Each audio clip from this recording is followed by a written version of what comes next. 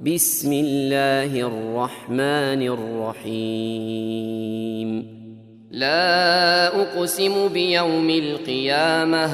ولا أقسم بالنفس اللوامة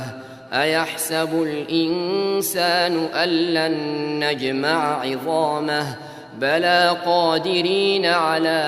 أن نسوي بنانه بل يريد الإنسان ليفجر أمامه يسأل أيان يوم القيامة فإذا برق البصر